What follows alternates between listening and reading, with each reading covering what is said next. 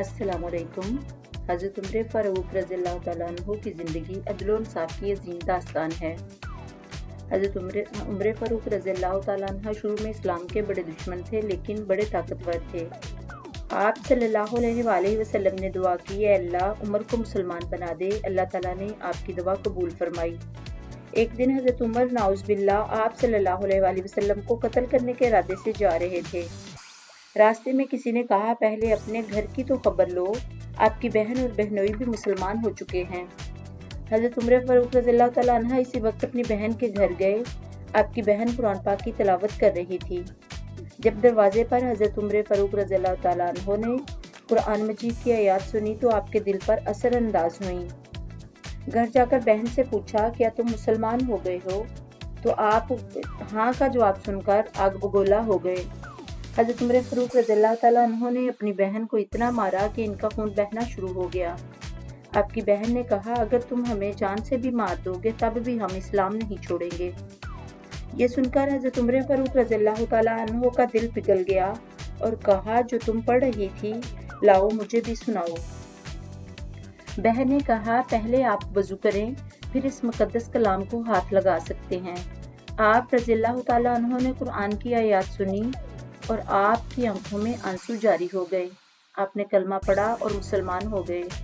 जब आप रज़ियल्लाहु तआला अन्हु मुसलमान हो गए तो मुसलमानों को अलानिया तौर पर इबादत करने और तबलीग करने का हुक्म दिया। इस्लाम कबूल करने के बाद आपने कभी पीछे मुड़कर नहीं देखा। आपकी बहादुरी, सच्चाई, इंसाफ की वजह से ही रसूलुल्लाह सल्लल्लाहु अलैहि वसल्लम ने आपको फारूक का लक़ब दिया, जिसका मतलब है हक और बातिल में फ़र्क करने वाला।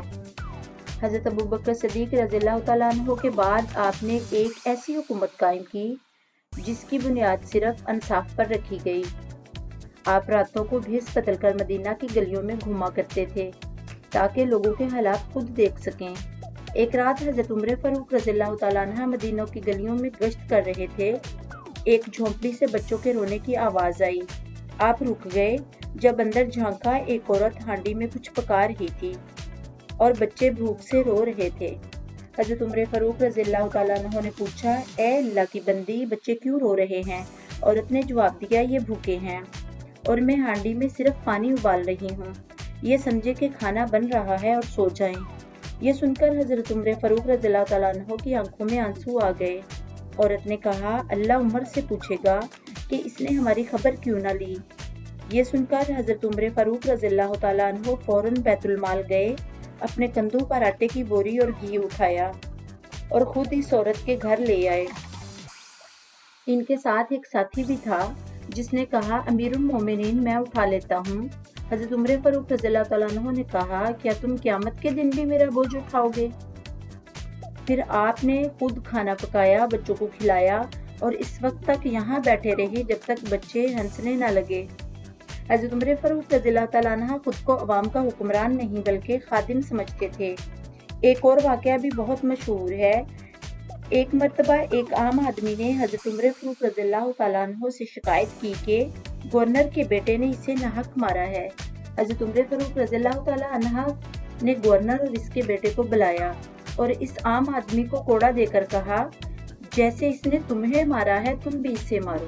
फिर फरमाया, तुमने कब से लोगों को गुलाम बना लिया है, हालांकि इनकी माओ ने इन्हें आज़ाद पैदा किया है।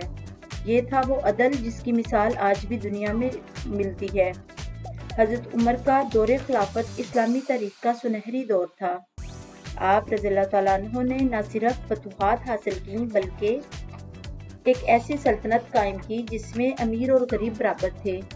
आखिरकार एक दिन नमाज़ फजर के दौरान एक दुश्मन ने आप रज़ियल्लाहु तआला अन्हु पर हमला किया और आपको शहीद कर दिया, लेकिन हज़रत उमर फ़ारूक रज़ियल्लाहु तआला अन्हु का अदल, इनकी सादगी की मिसाल हमेशा जिंदा रहेगी। मज़ीद इस्लामी मालूमात के लिए चैनल गॉड मर्सी को सब्सक्राइब करें। वीडियो को सदका जारिया समझकर शेयर करें। खुदा हाफिज़।